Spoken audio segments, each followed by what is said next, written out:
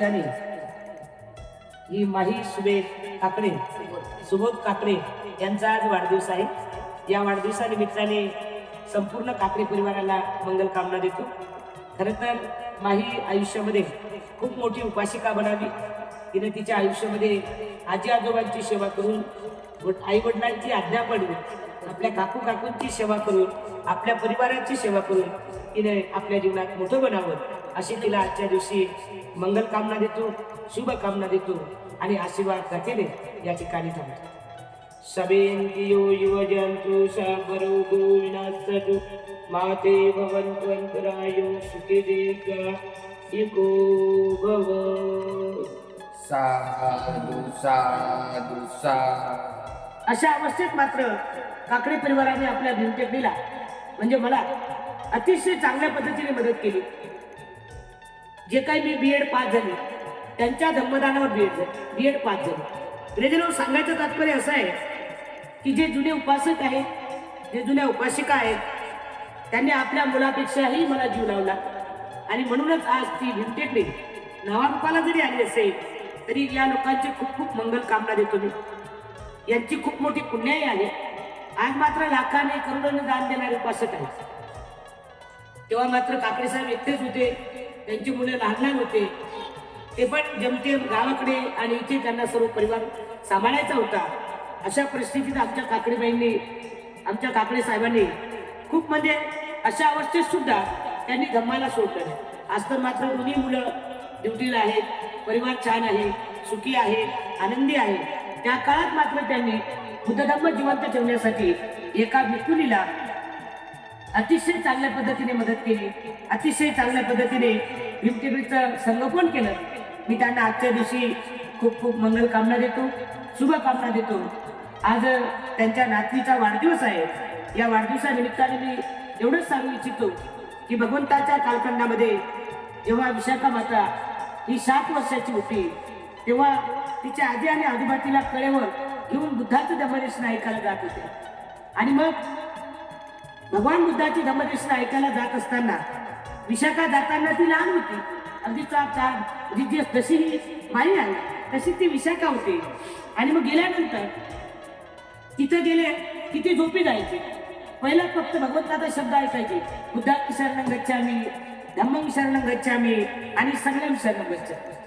मग ती झोपी जायची आणि उठल्यानंतर भगवंताची धम्मदेशना झाली, आजी आजोबा तिला उठवायचे आणि लास्टचा शब्द तिला ऐकू यायचा, बुद्धं शरणं गच्छामि, धम्मं शरणं गच्छामि आणि संघं शरणं गच्छामि.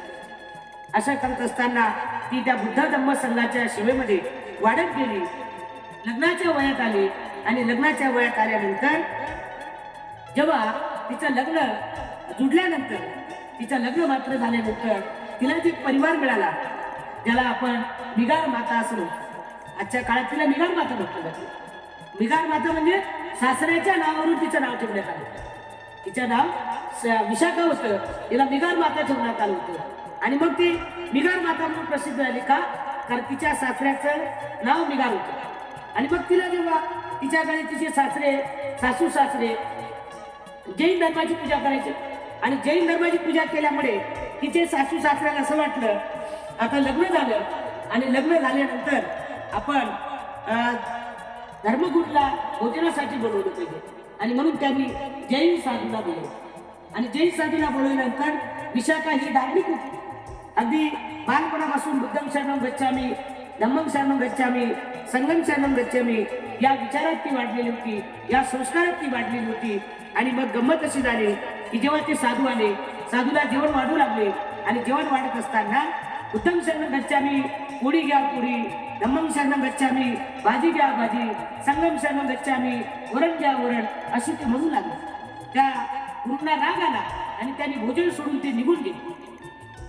भोजन सोडून निघून गेल्यानंतर मिगारांना वाईट वाटलं की माझे गुरु इथून रागावून गेले म्हणजे माझ्या कुटुंबात काहीतरी वाईट होईल, आपत्ती येईल, मग मला ही सून नको अशी त्यांच्या मनामध्ये संकल्पना झाली. आणि मग तो गुन्हा झाला, ते निघून गेले. आणि नंतर काही दिवसानंतर ती पूर्वीचे सासरे जेवायला बसले की ते सासऱ्याला सून हवा घालायची. आजची सून मात्र सासऱ्याला जेवण लवकर करा असं म्हणतात, त्यांना मागावं लागतं. बघा तेव्हाची परिस्थिती कशी होती, आजची परिस्थिती कशी आहे. आणि मग सासरा जेवायला बसला किती हवा घालायची विशाखा, हवा घालायची. हवा घालत असताना एक दिवस बौद्ध भिक्खू दारात आले आणि त्या राजाने बघून न बघल्यासारखं केलं. बघून न बघल्यासारखे केल्यामुळे पहिल्या दिवशी ते भिक्खू परत गेले, दुसऱ्या दिवशी परत आले. दुसऱ्या दिवशी आल्यानंतर बेगा विशाखा बघत होती, परत ती हवा घालतो सासऱ्याला. सासऱ्याने बघून न बघल्यासारखे ते बौद्ध भिक्खू निघून गेले. दुसरा दिवस आला आणि तिसऱ्या दिवशी मात्र विशाखाच्या मनामध्ये एक श्रद्धा लागली की आपण सासऱ्याला किंवा भिक्खूला काही म्हटलं पाहिजे.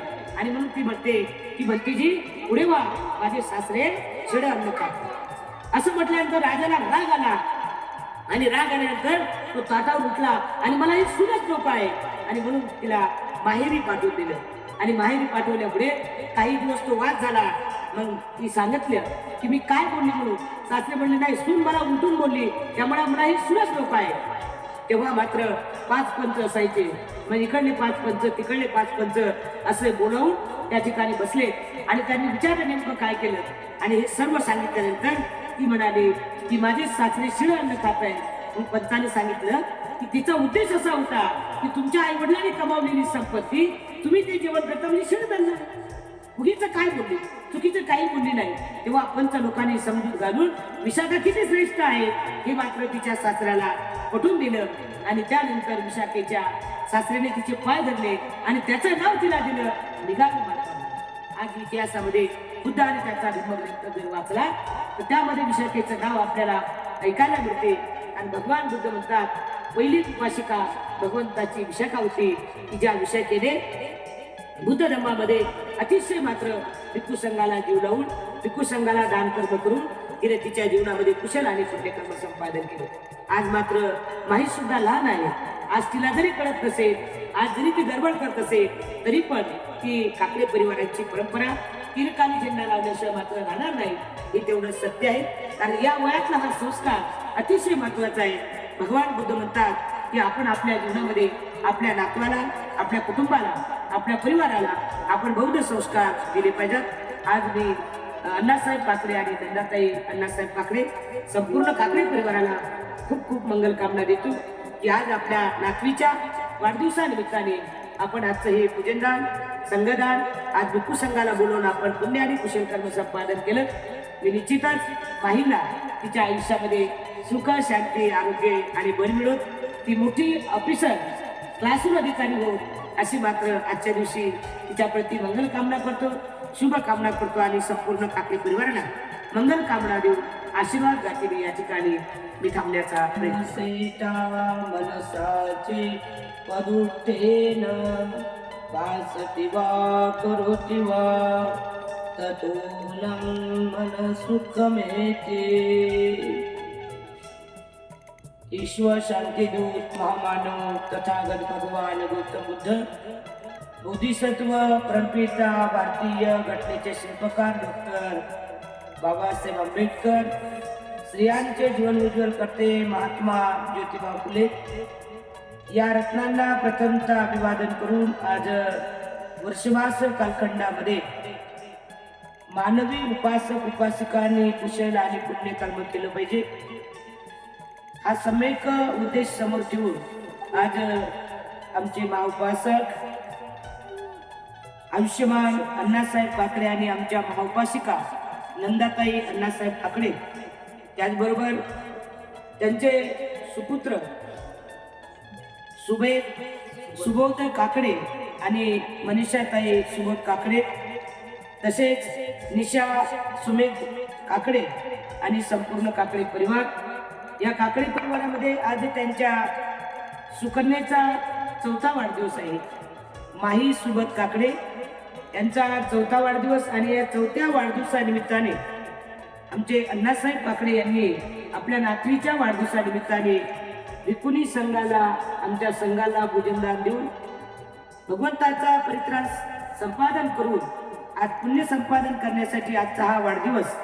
या वाढदिवसानिमित्ताने मी काकडे परिवारांना खूप खूप मंगल कामना करतो. जिचा आज माहीचा वाढदिवस आहे त्या माहीला सुद्धा मी खूप खूप बौद्ध धर्माच्या परंपरेनुसार मंगल कामना देतो. प्रियनो, बौद्ध धर्मामध्ये वाढदिवसाचं अतिशय महत्वाचं स्थान आहे. भगवान बुद्धांनी आपल्याला काही विनय सांगितले डॉक्टर बाबासाहेब आंबेडकरांनी 14 ऑक्टोबर 1956 साली बौद्ध धर्माची दीक्षा देत असताना बाबासाहेबांनी आपल्याला 10 संस्कार सांगितले. पहिला संस्कार असा आहे की ज्याला आपण साक्षगंध म्हणतो, टिळा लागला असं म्हणतो, सुपारी फुटली असं म्हणतो, आणि ज्याला आपण साक्षगंध, सुपारी फुटली, त्याच्यानंतर आणखी टिळा लागला, असे वेगवेगळ्या भाषेत त्या संस्कारला. दुसरा संस्कार आहे त्याला आपण मंगल परिणय, त्याच्यानंतर लग्नविधी असं म्हणतो. आणि तिसरा संस्कार आहे त्याला आपण अन्नप्राशन विधी म्हणतो. म्हणजे लग्नविधी झाल्यानंतर त्याला तिसरा संस्कार म्हणतात, त्याला गर्भधारण विधी म्हणतात.